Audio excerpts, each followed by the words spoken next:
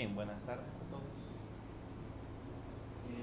Vamos a iniciar con las primeras clases de programación web 2. Lo primero que vamos a hacer es ir preparando, bueno, lo que vamos a trabajar ahora es preparar en el entorno en el cual vamos a desarrollar todos los ejercicios que vamos a utilizar, que vamos a crear en clase. Entonces necesito que antes de que empecemos a ver un poco acerca de la parte teórica de PHP y de la programación web, descarguemos la última versión de Ubuntu Server. Para eso, asumo que todos tienen VirtualBox. ¿Sí? ¿Todos tienen VirtualBox? Ok. Entonces vamos a entrar a la parte del navegador.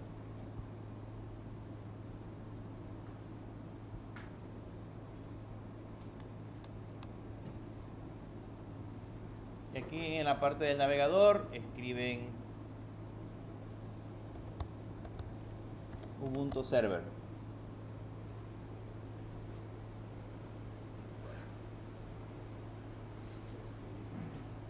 Vamos a simular el proceso de instalación y configuración como que si nosotros compráramos un servidor en la nube y nada más tuviéramos acceso remoto a ese servidor para poder hacer todo el proceso de instalación completa. Ustedes pueden comprar un hosting, por ejemplo. Si compran un hosting en GoDaddy o en cualquiera de los que se encuentran en el mercado, esos ya tienen todos los paquetes instalados. Y lo único que ustedes tienen que hacer es subir los archivos y ya les va a empezar a funcionar. No requiere mayor intervención de parte de ustedes porque todo está configurado. Pero la idea es que en algún momento a ustedes les va a tocar instalar su propio servidor. Entonces hay que saber cuáles son los pasos necesarios, incluso las políticas de seguridad que ustedes deben de considerar para poder instalar ese servidor con todos los requerimientos necesarios para la parte de utilización de Apache y PHP en este caso. Entonces, el que vamos a utilizar es Ubuntu Server.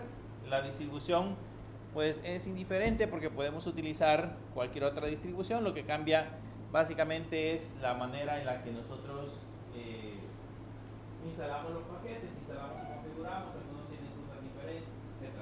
Pero ahí en general la configuración es bastante similar. Bien, aquí ya está la arquitectura para Intel y AMD.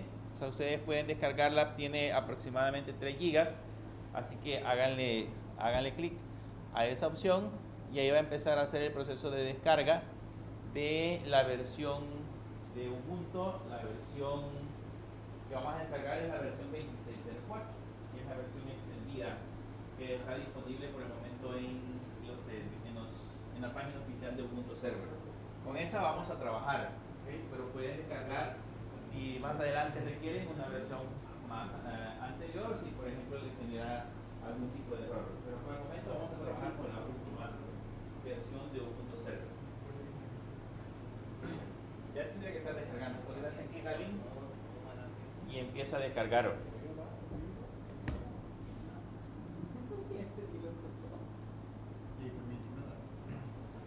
¿Tiene algún bloqueador?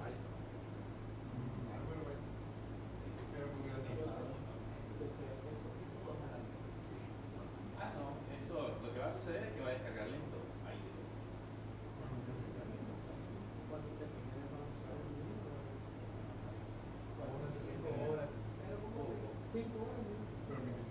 Pero tiene cable.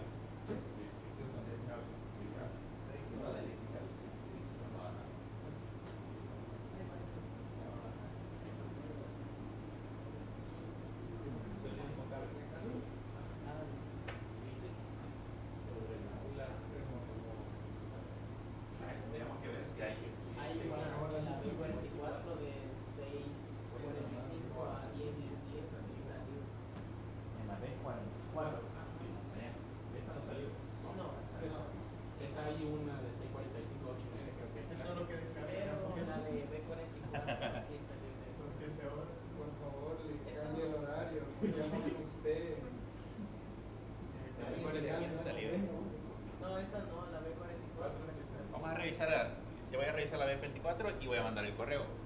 Si depende de lo que me dicen, les aviso el. Yo voy a andar huyendo por tormentas ya a la salida. Por favor, sí, Está estaba nublado cuando Cayó la rama. Bien. ¿Ya? ¿Se está descargando para todos? Sí, se va a tardar un buen rato en algunos, porque pues como estamos utilizando la misma IP de salida, 18 horas. 18 horas dice, estamos utilizando el suyo. Ahí le va a descargar. Cuando ya empiece a descargar los demás, le pasaré a el proceso de descargarlos. Solo somos 5, Como 4 minutos. Que te desconecte, claro. 4 minutos ya pasaron. 3 minutos. 4 horas. Eso dijiste, se ya estaba hablando, yo estaba hablando 20 horas. Bien, hablemos entonces, mientras se descarga, hablemos acerca de PHP. Hablemos un poco acerca del lenguaje de programación que nos va, cuando le va a quitar el sueño durante estos 5 meses. El lenguaje se llama PHP. No se asusten porque es considerado uno de los lenguajes de programación más fáciles de aprender por la flexibilidad misma que tiene. Y se van a dar cuenta que pues, ya con la base que ustedes tienen de aprender Java, de saber un poco acerca de JavaScript y otros lenguajes de programación, pues esto ya se les hace un poco más fácil entenderlo. ¿Okay? De ahí nada más es tratar de asimilar la forma en que el lenguaje de programación trabaja a diferencia de los otros.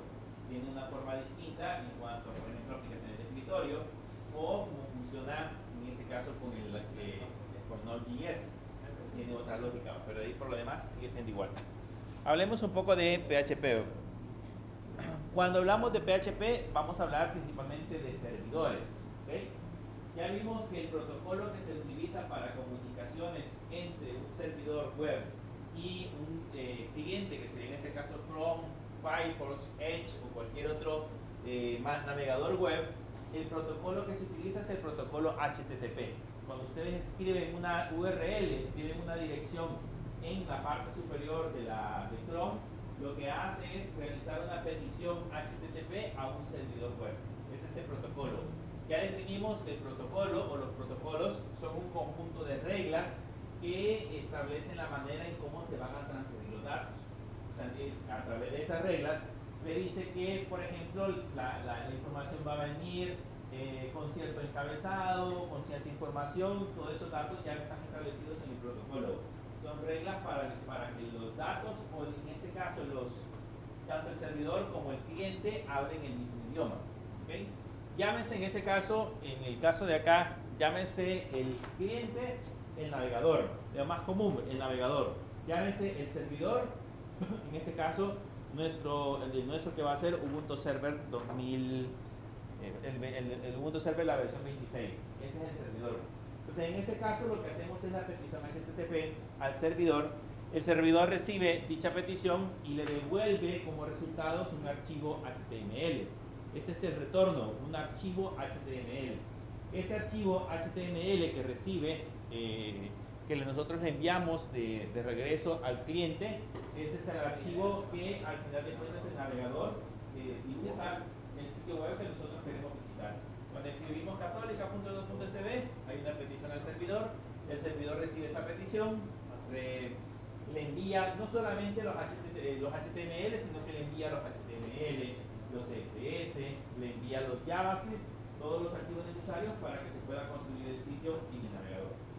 Ahora bien, ¿qué pasa cuando nosotros hacemos la primera petición? En la siguiente petición, el servidor web lo que hace es que devuelve, hace otras conexiones para devolver imágenes, devolver otros archivos indispensables dentro del proceso de conexión. Esa es la primera parte del servidor web, que eso es básicamente lo que hacíamos el siglo pasado. ¿Recuerdan? Cuando aprendimos HTML, creábamos como un pequeño servidor y ese pequeño servidor se encargaba de hacer peticiones al lado del server para poder recibir datos. ¿Verdad? Ahora, ¿qué es cómo funciona ahora en el caso de PHP? En el caso de PHP, el servidor siempre, existe siempre el servidor y existe siempre el cliente. Solo vean lo que sucede. Lo que va a suceder es que el cliente, que en ese caso sería el navegador, va a hacer una petición al servidor de un archivo HTTP, ¿ok? Va a hacer una petición de un archivo .php, perdón. Va a hacer una petición de un archivo .php. Cuando el servidor reciba esa petición .php, lo que va a hacer ese servidor es pasárselo a una aplicación que sería la aplicación de script, en el caso PHP, que sería el runtime o sería el programa que se encarga de interpretar lo que nosotros tenemos escrito en PHP. Ese script o ese código PHP generalmente tiene acceso a recursos del lado del servidor. Aquí puede ser una base de datos, un archivo que hemos guardado en nuestros discos duros, puede existir, por ejemplo, acceso a otros recursos del servidor, etc. Cuando tenemos acceso a esos recursos, este devuelve esos recursos al script y el script se encarga de devolver el resultado al servidor. Y el servidor devuelve el resultado al cliente en formato HTML. ¿Okay? Ese es el proceso, a diferencia del anterior. Vean, el anterior, cuando es solo HTML, la diferencia es que el cliente hace la petición al servidor y el servidor devuelve HTML. Porque HTML tiene en el servidor. Pero cuando trabajamos con PHP, la diferencia es que el cliente hace la petición al servidor, el servidor se la envía al programa que funciona como un runtime, este ejecuta o lee el script, lee los recursos. Los recursos, por ejemplo, si es una base de datos, devuelve el conjunto de registros, el script los procesa y devuelve el resultado al servidor, y el servidor, como resultado, devuelve HTML. O sea, al final de cuentas, siempre vamos a seguir obteniendo HTML. No vamos a obtener aquí al otro lado ninguna parte de código PHP. Los recursos son los mismos. Así es como funciona, en ese caso, un servidor web. Entonces, aquí vamos a tener, en otras palabras, vamos a tener, quien les decía que en ese caso acá vamos a tener, en esa parte del cliente vamos a tener el navegador, en la parte del servidor vamos a tener Apache, que es el programa que vamos a instalar el día de ahora, en la parte de script vamos a tener PHP y en la parte de recursos del lado del servidor vamos a tener MySQL. En nuestro caso, aquí como les decía, puede haber un archivo, pero vamos a tener MySQL y de esa manera es que compartimos los diferentes recursos. Así es como funciona PHP. Bien, ¿qué es PHP? Si ustedes buscan el significado dentro de Wikipedia o en Internet por lo general, PHP es un acrónimo recursivo de Hypertext Preprocessor o hipertexto preprocesado. Básicamente es un lenguaje de código abierto muy popular, especialmente adecuado para el desarrollo web y puede ser incrustado en HTML. Este es digamos, el secreto de PHP, que nosotros dentro del código HTML podemos insertar código PHP para que se ejecute. Eso es una de las críticas más grandes que tiene PHP, porque pues mezclamos HTML y mezclamos PHP. ¿Se acuerdan cuando vimos JavaScript? Que mezclábamos JavaScript y mezclábamos HTML. Entonces, pero hicimos un proceso para separar los archivos JavaScript y trabajar solamente con el código HTML. Entonces aquí también se puede hacer lo mismo, pero sin embargo es posible que dentro del código HTML nosotros insertemos o incrustemos código PHP. Que puede funcionar de esa manera.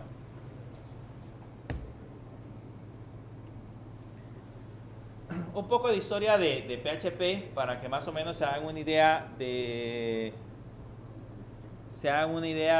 más o menos cuál es el origen de este lenguaje de programación. Este es un producto heredero de uno llamado PHP-Phi.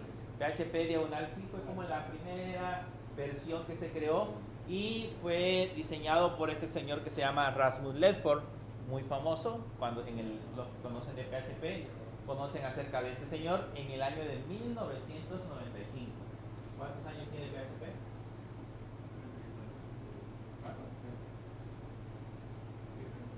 31 años. Ya no es joven. Ya pasó la edad de la adultez.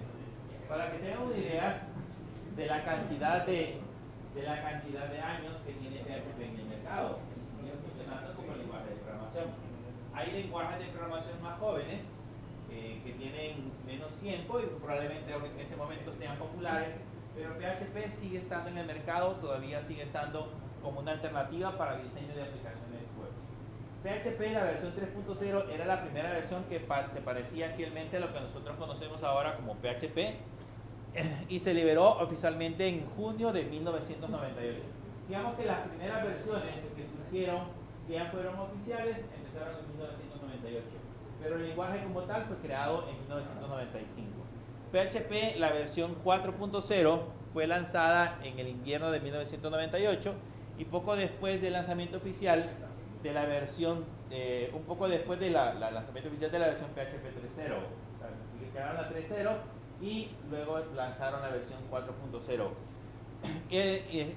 Ahí se involucraron estos señores, Andy Goodman y Zach Zurasky, que comenzaron a trabajar en una reescritura del núcleo de PHP. Luego PHP 5, que fue una de las más populares y que duró muchísimos años, fue lanzada el 13 de julio de 2004. Esta fecha es donde esa nueva versión tenía un nuevo motor Zen. Ese nuevo motor es el compilador, digamos, es el algoritmo que se encarga de hacer el proceso de compilación de las aplicaciones. Entre más eficiente sea el motor, mucho más rápidas son las aplicaciones. Entonces, la idea en ese entonces de lanzar esa nueva versión fue mejorar la velocidad con la que funcionaban estas aplicaciones web. Y eso fue uno de los éxitos que tuvo en ese caso ese diseño de la aplicación.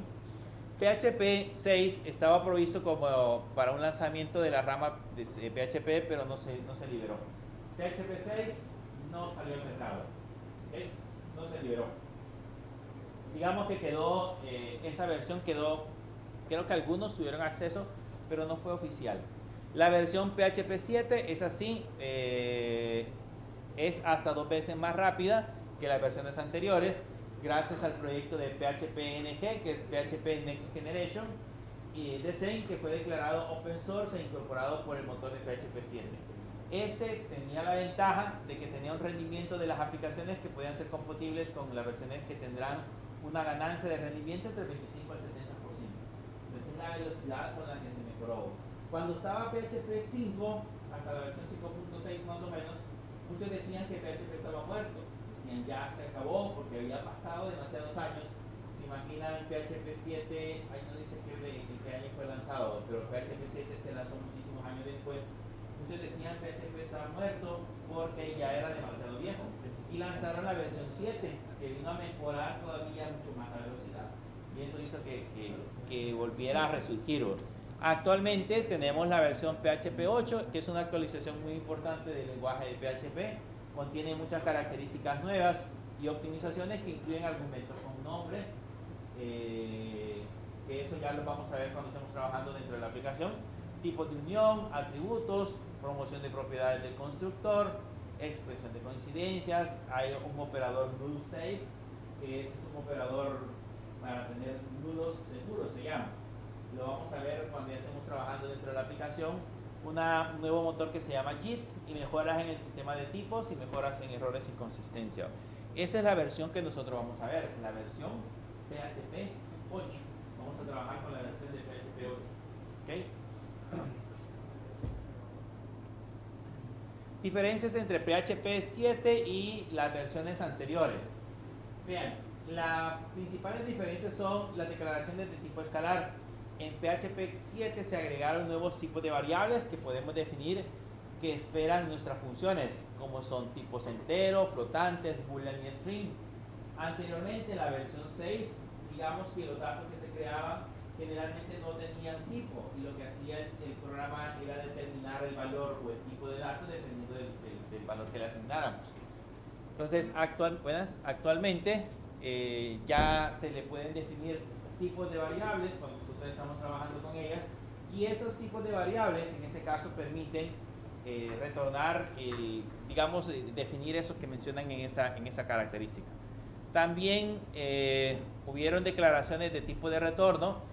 Además de declarar tipos de datos que esperamos recibir de nuestras funciones, con la nueva versión también podemos definir qué tipo de datos debemos retornar de nuestras funciones. ¿Se acuerdan que en Java, cuando nosotros definíamos un método en Java, le decíamos al método qué tipo de datos queríamos que devolviera cuando estábamos trabajando con definición de clases? Entonces, así es como también funciona en PHP. En PHP también podemos trabajar con definiciones de funciones y especificar el tipo de datos de retorno que va a tener esa función. Hay un operador que se llama nave espacial, no sé si lo logran ver. Ese es el operador de nave espacial. Tiene el signo de menor, igual y mayor que. Y se le conoce como operador de nave espacial. Este operador de nave espacial se utiliza para comparar dos expresiones y será la combinación de los operadores menor, mayor o igual que. Ya lo vamos a ver más adelante cómo se utiliza, pero se le conoce como operador de nave espacial y solo existe desde la versión 7 en adelante. Y está el operador de fusión de nulo, que es un valor nulo. ¿Vacío?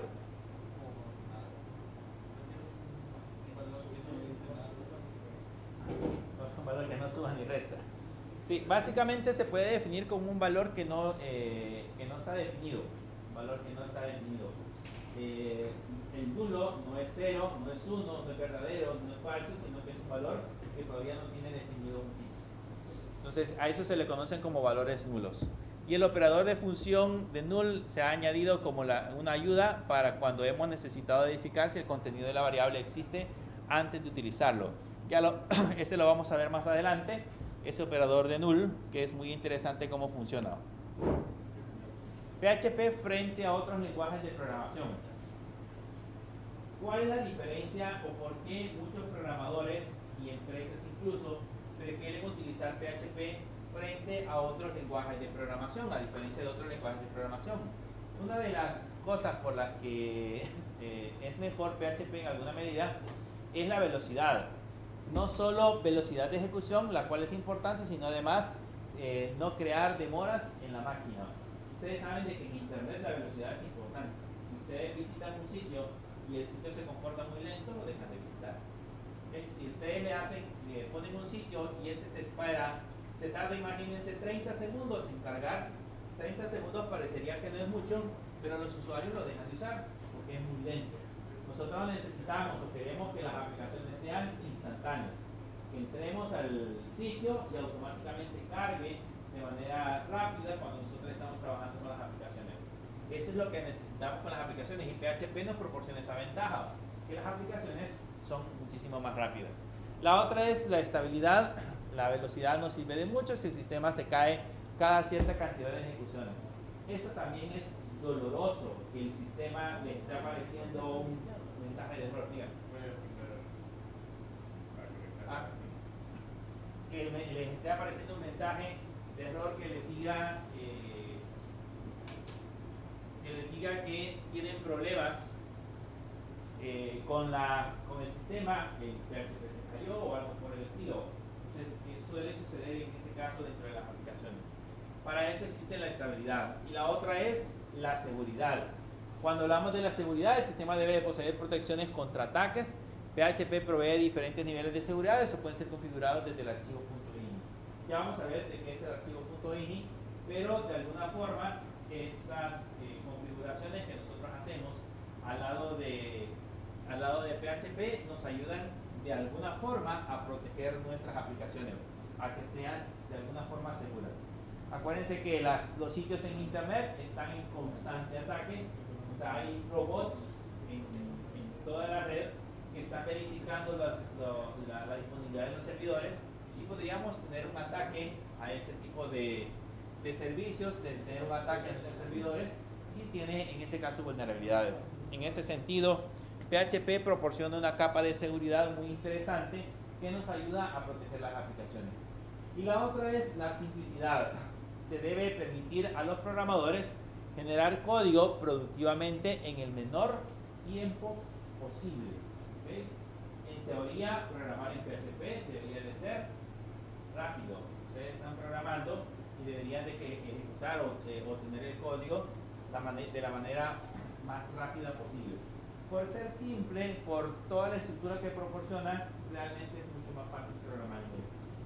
Así que es importante conocer este lenguaje de programación por todas esas cualidades que yo ya les he mencionado. ¿Cuándo debemos utilizar PHP y cuándo debemos utilizar otro lenguaje de programación? Esto es importante saberlo porque en el caso de PHP es un lenguaje de programación que puede servir para crear cualquier tipo de aplicación, ¿ok? Incluso no necesariamente aplicaciones web. Ustedes pueden crear aplicaciones en el lado del servidor que funcionen solo en el servidor y no necesariamente en un navegador, ¿ok? Pero sin embargo, cuando nosotros estamos desarrollando bajo plataformas Unix o Linux, podemos elegir sin ningún problema PER o PHP, ¿ok? PER y PHP. En el caso de estar trabajando bajo sistemas Linux.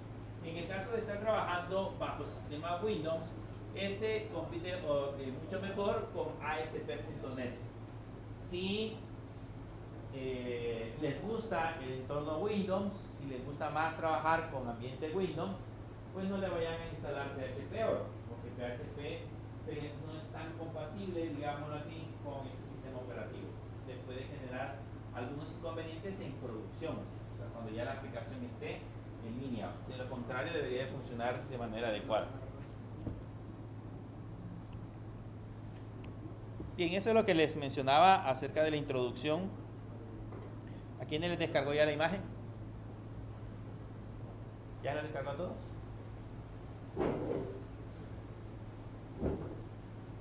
Bien, ahora vamos a proceder a preparar el entorno con el cual vamos a estar trabajando. La imagen que vamos a crear en este momento, o la aplicación con la cual vamos a trabajar, nos va a servir durante el desarrollo de todo el ciclo. Así que, para comenzar, pues entren a VirtualBox.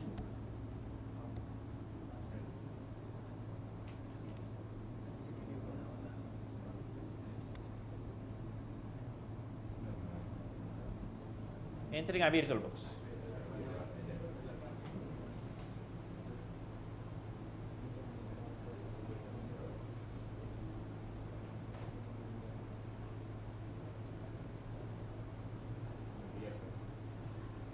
¿Ya están en VirtualBox? ¿Sí? Bien, si ya están en VirtualBox, lo primero que vamos a hacer es crearnos una nueva máquina virtual. Le hacen clic en el menú que dice New y en la primera parte le van a colocar el nombre de la máquina virtual. Entonces le vamos a poner pweb 2 2026.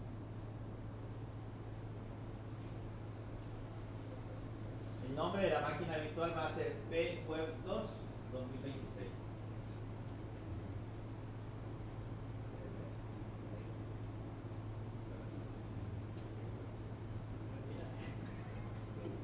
¿Ya la tienen?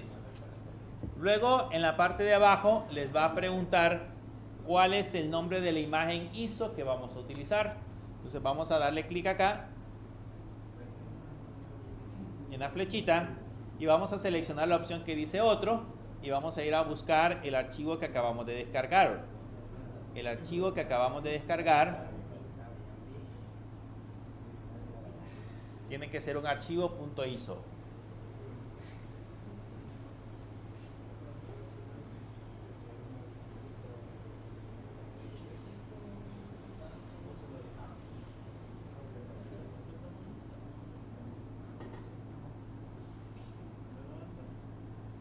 Esa parte que dice proceder con una instalación desatendida es porque pues, lo que hace en este caso VirtualBox es instalar el sistema operativo sin preguntarles nada, pero nosotros sí necesitamos ir haciendo un proceso de verificación.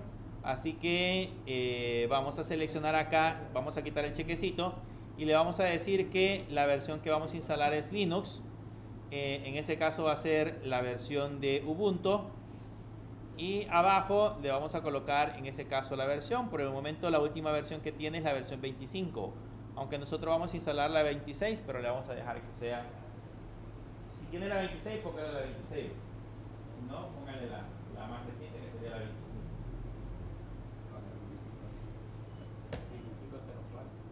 2504 dice. Póngale la más reciente.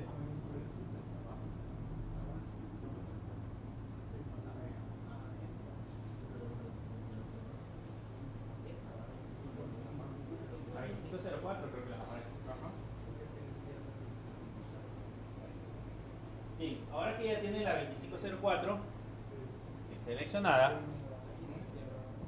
en la siguiente pestañita, en la siguiente paso que les va a aparecer acá, les pregunta sobre los usuarios. Como quitamos la opción anterior, que era esta, que era proceder con una instalación desatendida, si se dan cuenta, y aquí ya no me permite configurar esos datos. O sea, eso es lo que originalmente tendría que haberle colocado, pero ya no me permite hacerlo porque nosotros lo vamos a ir rellenando conforme vayamos haciendo la parte de la instalación.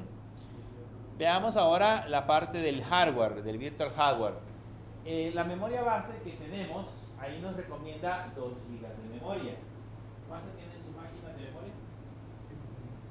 16. ¿Y tiene menos de 16? ¿No? Todos tienen 16. Bien, esa cantidad de memoria, acuérdense que se la vamos a quitar a nuestra máquina de anfitrión. La máquina de anfitrión en ese momento tiene 16 de memoria RAM. Pero si yo le quito estos 2 GB de memoria, entonces ahora pasaría a tener la anfitrión solamente 14. Y le va a pasar de esos 16, le va a pasar 2 a la máquina virtual. Dependiendo de qué tan rápido ustedes quieren que proceda, así es la cantidad de memoria que le van a colocar. Por el momento dejémosla en 2 GB, no hay ningún problema.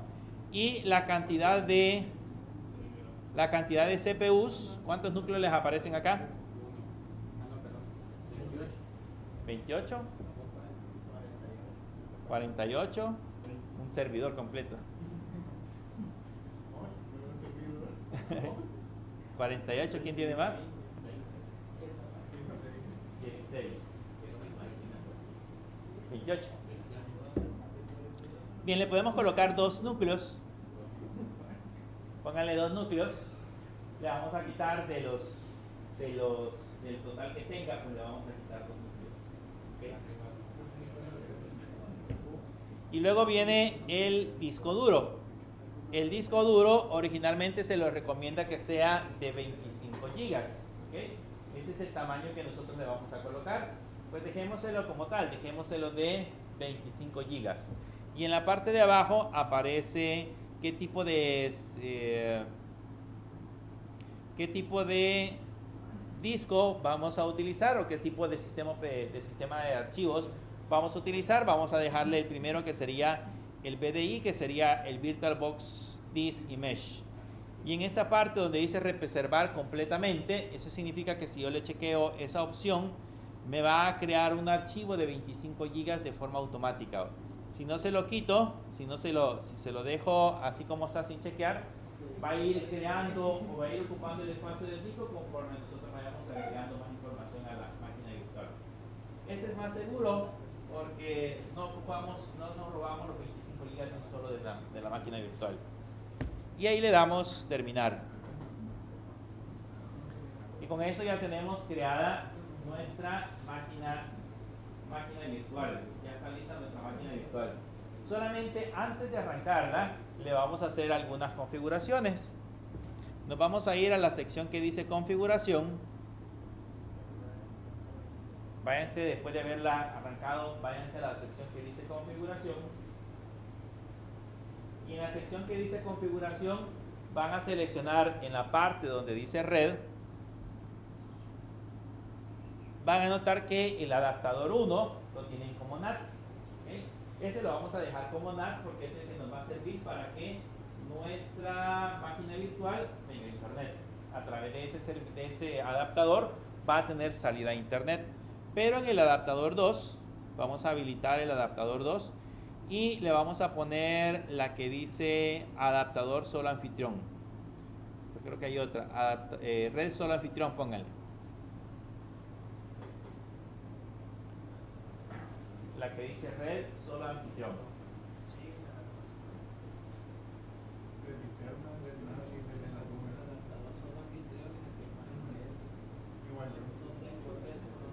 Pero a ver, en el mío creo que aparece obsoleta. ¿Ustedes qué dicen? Pues adaptador anfitrión. El que dice adaptador solo anfitrión. Hola.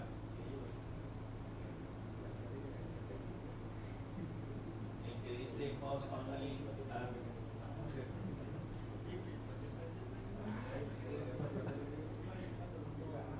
Bien, eso más adelante, si quisiéramos seguir modificando nuestro disco, el espacio de disco, por ejemplo, si quisiéramos cambiar las especificaciones de pantalla, si quisiéramos cambiar la cantidad de datos, de núcleos o memoria que le agregamos, tenemos toda esta parte de aquí donde dice sistema, por ejemplo, le podemos aumentar la cantidad de memoria, etc. Pero como solamente vamos a tener un servidor que va a recibir una sola petición, no es necesario. ¿Ok? Bien, démosle a aceptar. Y ahora que ya le dimos a aceptar, le vamos a dar iniciar.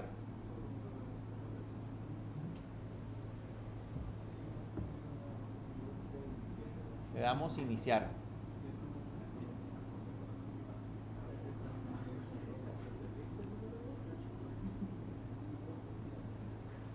¿Ya le dieron iniciar?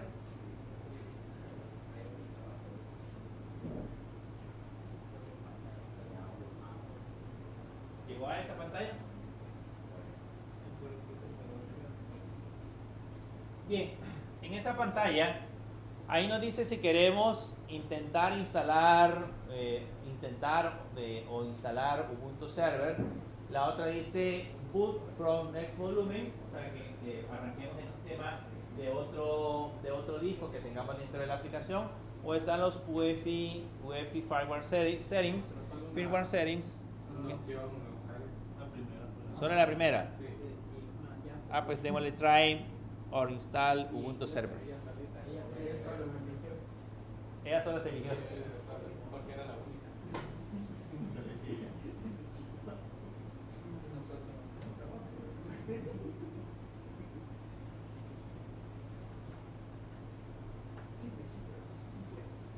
Y ahí sí, ya llegaron a esa pantalla.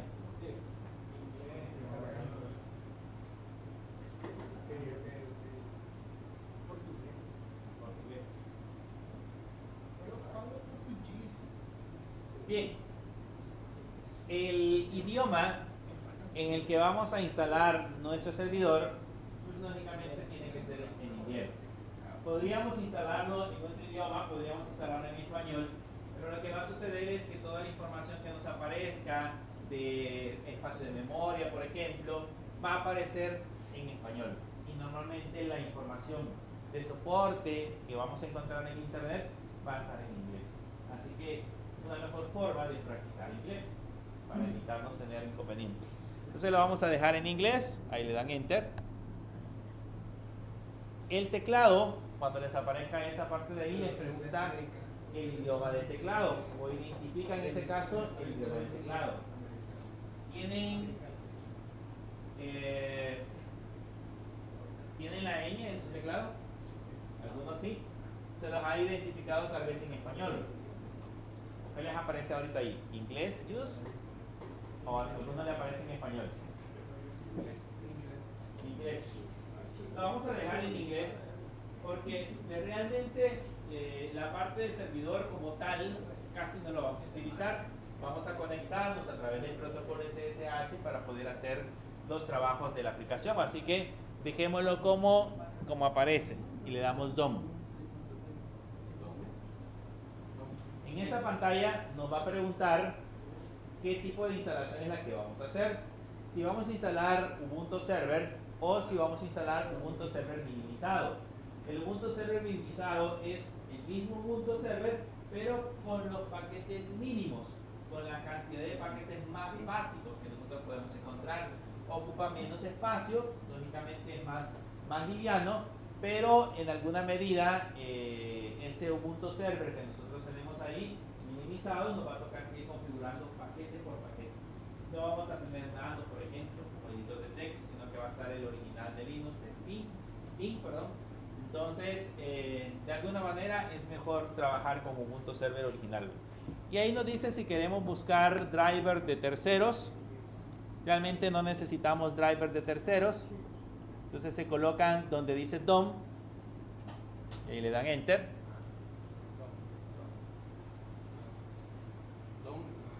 Solo DOM y le dan enter. Y ahí les aparece la configuración de la red. Por ejemplo, para el primer adaptador, según mi máquina, ya le puso La IP, la 10.0.2.15, y la segunda dice 192, 158, 168, 5611. ¿Les apareció a ustedes la red? Esa red es la que ya tiene lo que va a configurar, así que ya como ya le pusimos dos adaptadores, ya me permite ver esos dos adaptadores. Le damos DOM. ¿Saben qué es un proxy server? ¿Más a decir?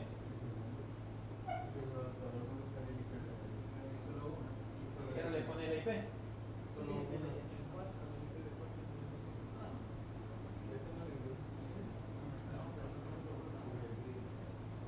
Pero si les indiqué, porque me interesa ahorita la IPv4.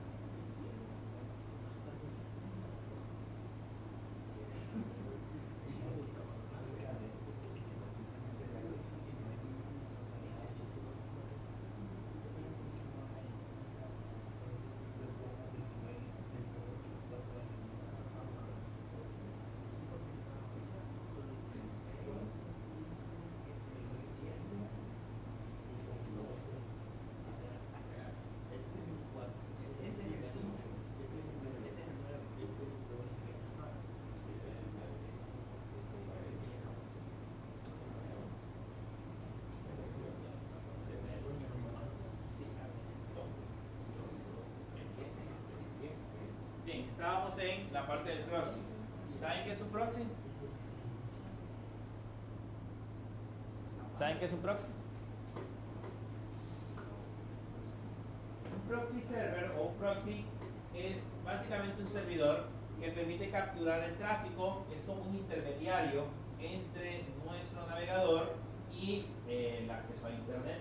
Entonces, a través del proxy nosotros podemos hacer bloqueos de sitios web. Si por ejemplo en alguna empresa alguna vez le dicen, mire, yo quiero que bloquee el acceso a las redes sociales, lo pueden hacer a través del proxy. ¿Okay? Pero en ese caso no tenemos proxy configurado, le damos DOM.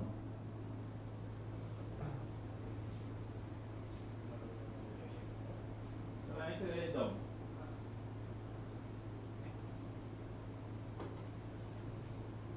Y ahí se va a encargar de ir a buscar los paquetes con los cuales vamos a estar trabajando, los que vamos a estar haciendo el proceso de verificación e instalación, y en ese caso esos paquetes que vamos a ver son los paquetes que al final de cuentas van a instalar en nuestro servidor.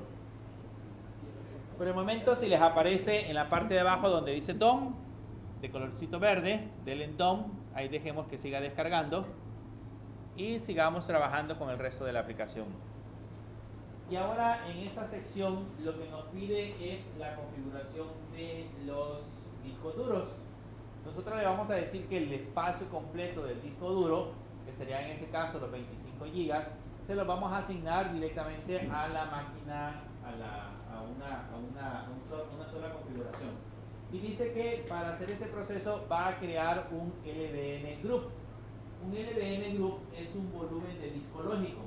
Lo que hace es que si yo tengo 3 discos duros, por ejemplo, con un volumen de discos lógicos, puedo crear un solo disco duro de esos 3, con un arreglo de discos. Y la idea principal es que, por ejemplo, si yo me acabo el espacio de los 3 discos, con el LVM puedo agregar otro disco más y hacer que crezca. Entonces no me quedo sin espacio. Si después quiero reducirlo, puedo hacer lo que se reduzca. Si necesito cambiar un disco, puedo cambiar el disco sin problema y no afecta el manejador de volúmenes de disco. Entonces la idea de eso es tener una mayor flexibilidad en cómo manejamos nuestro disco duro. En ese caso lo vamos a dejar con las mismas configuraciones que ya tienen. Solo presionen la tecla Tab y se van a la opción que dice DOM. Y ahí les va a dar un resumen de todo lo que hemos hecho, de todas las configuraciones que hemos creado. Ahí les dice más o menos cuánto van a tener las diferentes particiones y los espacios que le vamos a asignar. Eso lo vamos a dejar así como está. Lo vamos a dejar así como está y le damos DOM.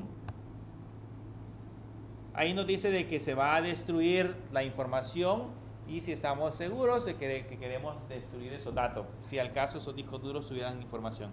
Le damos continuar y ahí nos va a preguntar el nombre de, bueno, primero su nombre, pónganle ustedes su nombre, el nombre del servidor, en ese caso al nombre del servidor le vamos a poner Católica, el usuario que vamos a utilizar también le vamos a poner Católica. El password, para no equivocarnos, también le vamos a poner Católica en ambos lados. ¿Okay? Así no tenemos problema de que cuando alguien se le olvida la contraseña, le puso 1, 2, 3 y no se acuerda de que le puso 1, 2, 3. Entonces, para evitarnos esos inconvenientes, le vamos a colocar todos la misma contraseña. El mismo usuario, el mismo password, para evitar errores al momento de intentar levantar de nuevo el sistema operativo. Y con eso ya tenemos listo el servidor para poder instalar. Le dan la tecla Tab, le dan Enter y aquí les pregunta si quieren habilitar Ubuntu Pro. Eso es con licencia. Si ustedes quieren habilitar Ubuntu Pro, significa que debemos de pagar licencia por ello. Pero como nosotros pues no tenemos, vamos a usar la versión libre, lo vamos a dejar así como está ahora. Y le damos continuar. Les va a preguntar si quieren instalar OpenSSH. ¿Instalamos OpenSSH? ¿Sí? Sí, ¿verdad? Porque si no, ¿cómo vamos a llegar al servidor?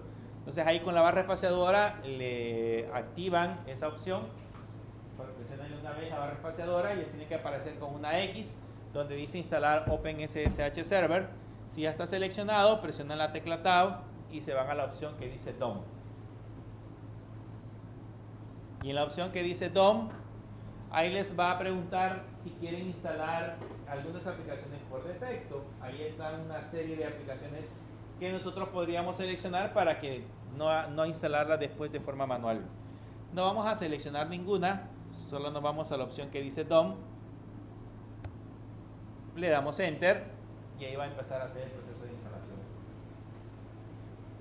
Como esto se va a conectar a los servidores de Ubuntu Server, entonces aquí vamos a tener un poquito de paciencia. Vamos a ver quién termina primero. El primero que le haya dado Enter, el primero que lo va a terminar.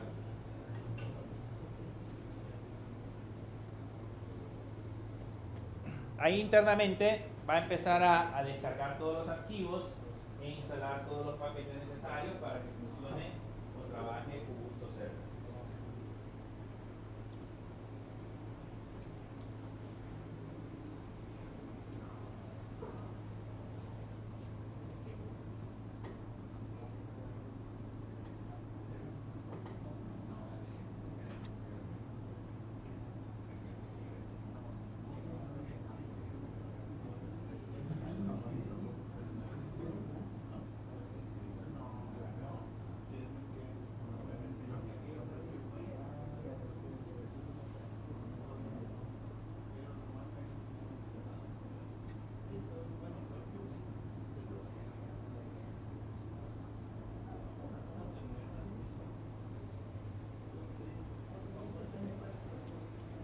¿Algunos tienen Visual Studio Code?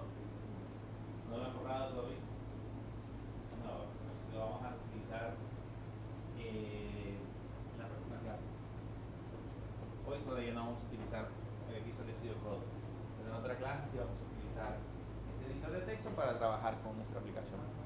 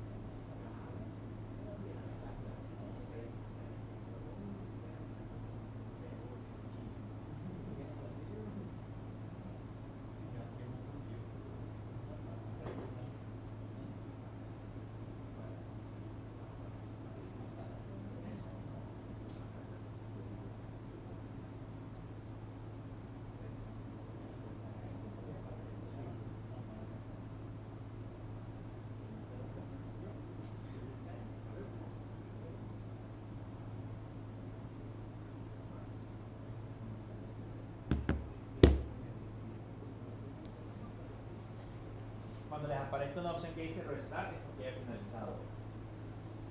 Si no, hay que seguir esperando.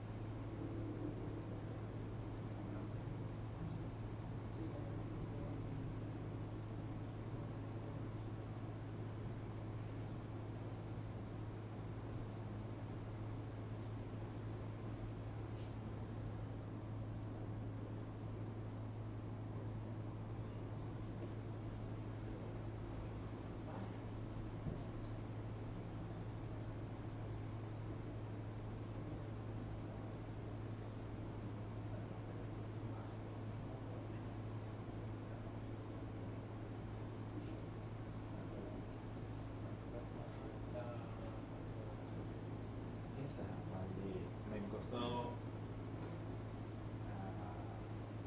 Yo la compré en Estados Unidos. La compré ya puesta aquí, costó como $1,000.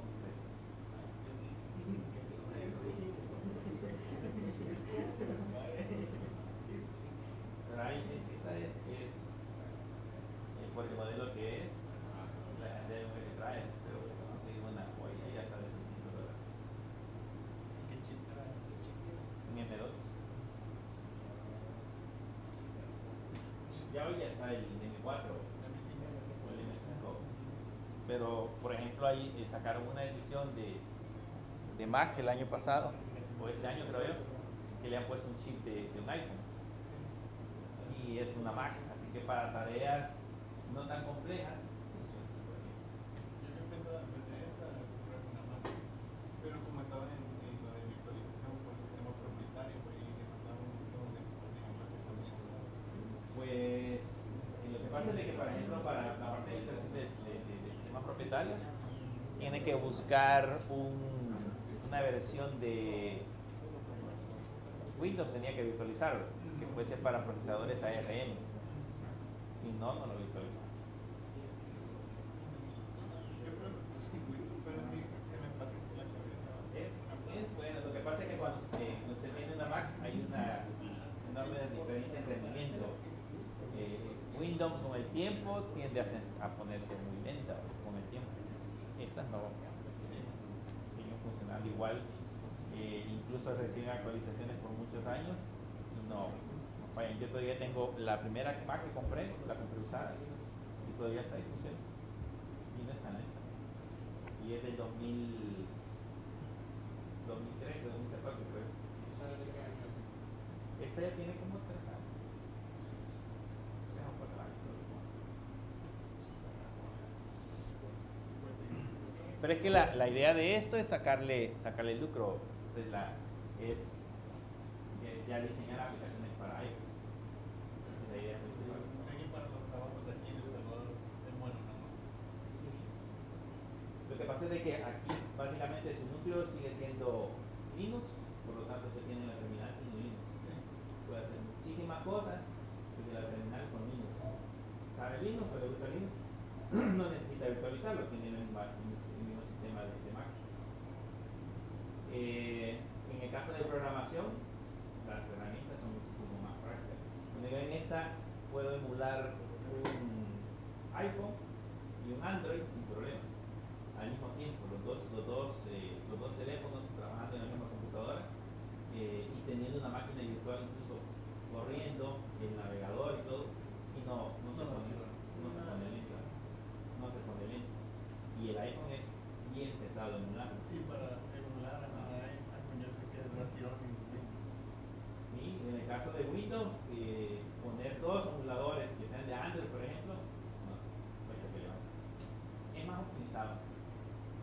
No es porque sea publicidad de lo mismo, pero sí son carísimos.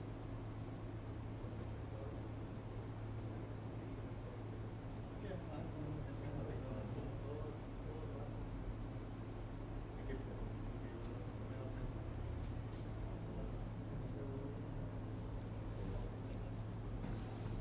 Dicen que cuando empiece a usar Mac, ya no regresa. Yo tengo en la oficina, mi máquina de la oficina es Linux. La máquina que tengo en la oficina es Linux. Y tiene virtualizadas unas máquinas virtuales, tiene una máquina Windows por algunos programas que usamos que solo están en Windows. Pero por lo demás es Linux. Y esa que es Mac, pero que solo es la consola. Y no, casi no usamos Windows.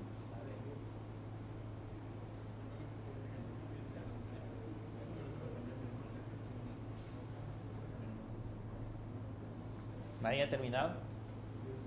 ¿Qué le pareció restar?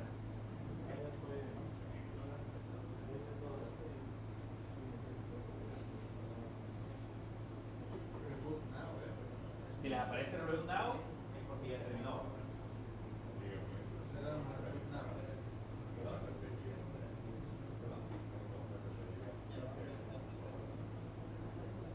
No lo puedo descargar. No tiene memoria.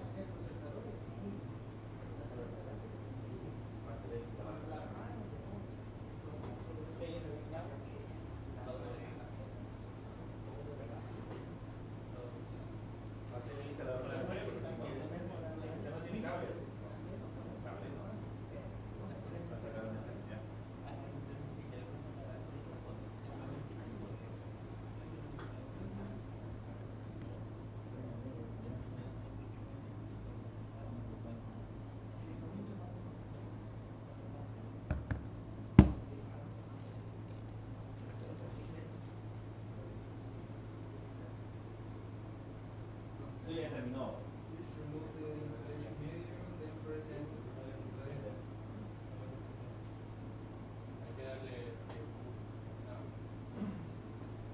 Si ya les apareció el Reboot Now, denle Reboot Now. No fue tan lento.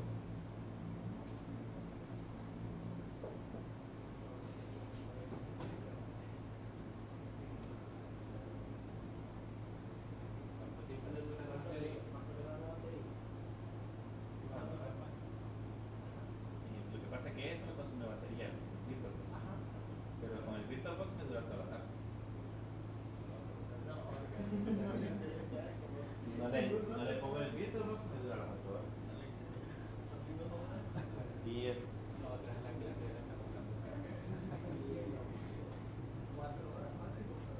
Y le dura casi las 8 horas y ya tiene más de 3 años.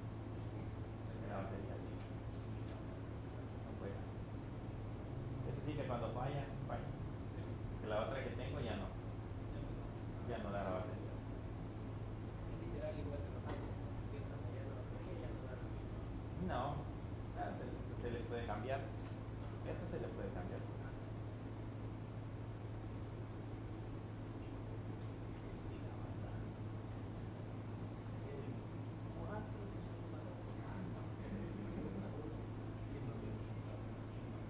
¿Cuántos años tiene la de usted?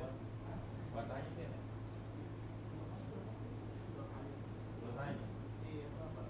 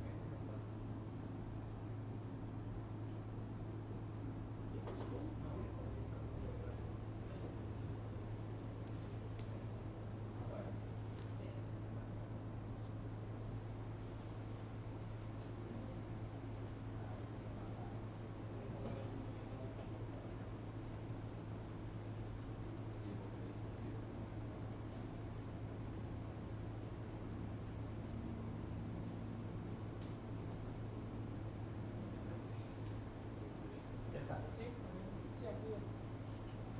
Ahí solo te van a mover. ¿Cuánto está terminado? Ya terminó. Sí, ya está.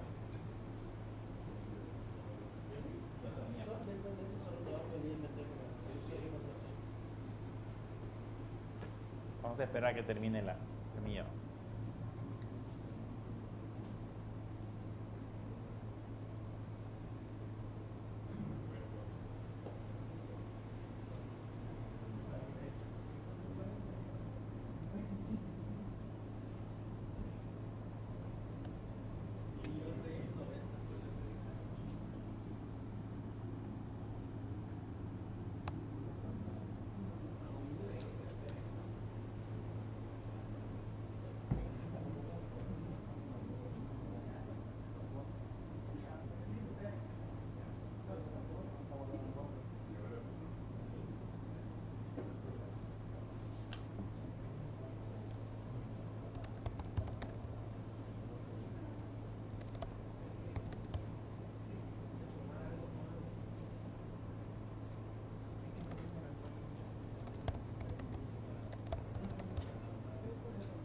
Bien, cuando ya haya cargado, bueno, le colocan las credenciales que correspondan y le colocan la contraseña. En este caso, el usuario católica, la contraseña católica. Si todo va bien, van a llegar directamente hacia esta pantalla. Estando en esta pantalla, van a escribir el comando IP address. El comando IP address les aparece así de colorcito. Bien, de colorcito fucsia les aparecen las IPs. En este caso, la IP que vamos a utilizar nosotros para conectarnos es la 192, 168, 56 y algo. La mía tiene 5611, supongo que ustedes tienen una IP diferente. Pero la idea de eso es que sea una IP fija siempre que nosotros nos vayamos a conectar. Y la IP que está arriba, que es la 10.2.0.15, esa IP es la que utiliza para salida a internet. Entonces, ya que hemos identificado la IP, ahora vayámonos a la consola. Entren a PowerShell.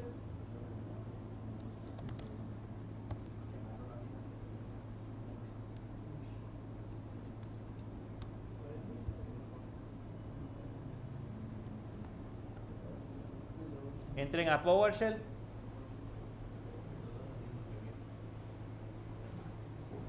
¿Y cómo hacemos para conectarnos por SSH? SSH. Católica, que sería el usuario. Y luego la IP. La mía tenía la 192, 168.56. .11. Ustedes le van a colocar la IP de la que tenga su máquina.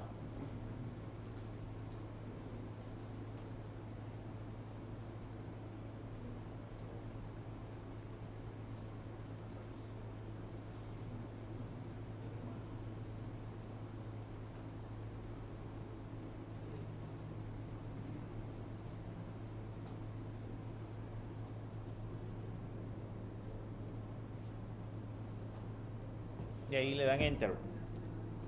Y ahí le va a decir si quieren agregar la firma del servidor. Como nunca nos hemos agregado, nunca nos hemos conectado a este servidor, entonces busca o hay una firma que nos sirve para identificar ese servidor como tal. Entonces le vamos a poner Yes. Y la contraseña va a ser católica.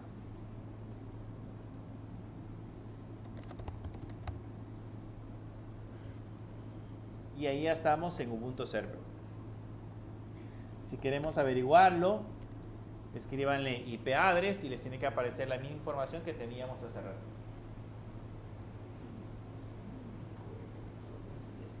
Y estamos usando la versión 26 de Ubuntu Server. Bien, ahora que ya entramos a Ubuntu Server y que ya vimos la parte de las IPs, vamos a hacer el proceso de actualización. Entonces aquí en esa parte de Ubuntu Server es necesario escribir siempre el comando sudo apt update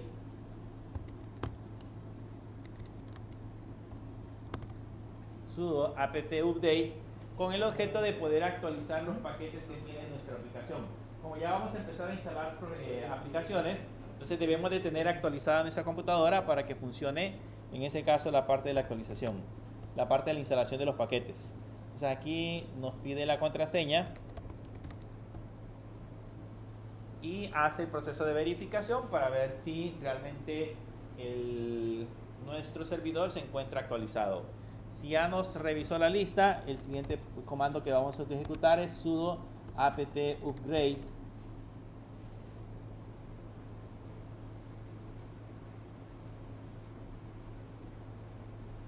Sudo apt upgrade.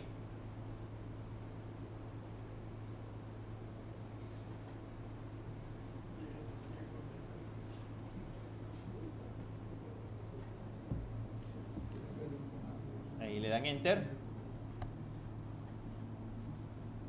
Y ahí le dice la lista de paquetes que va a actualizar en ese caso. Ahí le dice que va a actualizar, por ejemplo, el kernel, el flash del kernel, librerías de cripto, el firmware de Linux, etcétera, etcétera. Básicamente son 35 actualizaciones que corresponden a 566 megas. Si queremos descargarlas, le ponemos Yes. Y ahí va a empezar a hacer el proceso de descarga de las actualizaciones. Esto siempre es importante hacerlo porque más adelante vamos a empezar a instalar paquetes. Para que los paquetes funcionen de manera adecuada, el sistema operativo debe de estar actualizado.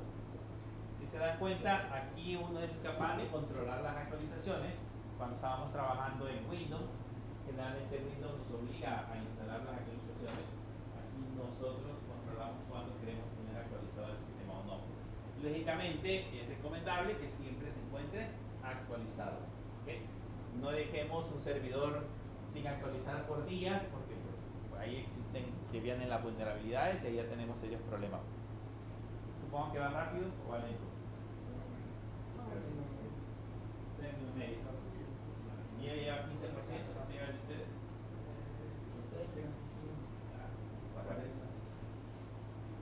El primero que le dio Enter es el primero que va a terminar.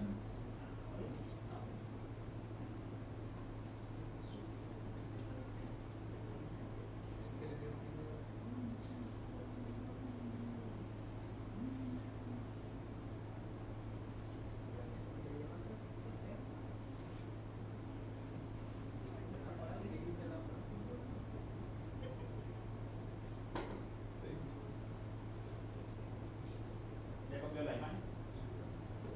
¿Bien?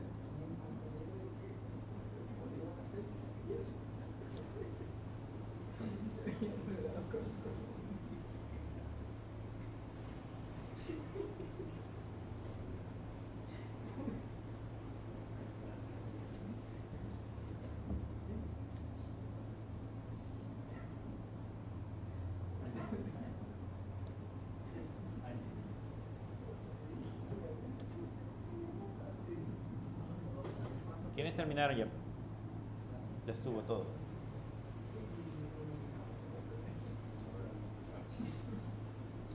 Vamos a cable.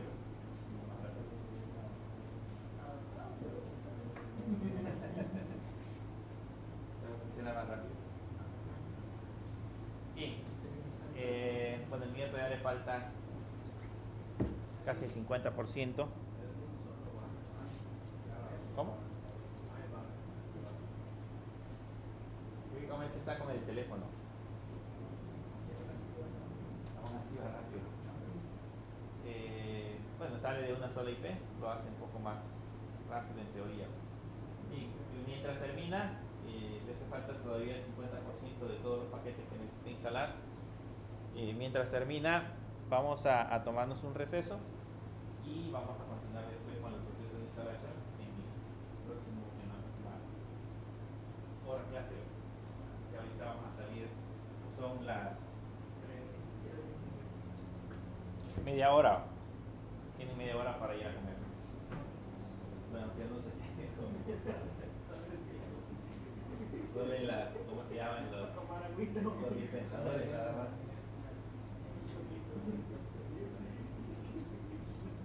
Cuando, bueno, en media hora regresan, justamente en media hora, porque nos hace falta todavía terminar de configurar la marcha. Instalar PHP e instalar MySQL.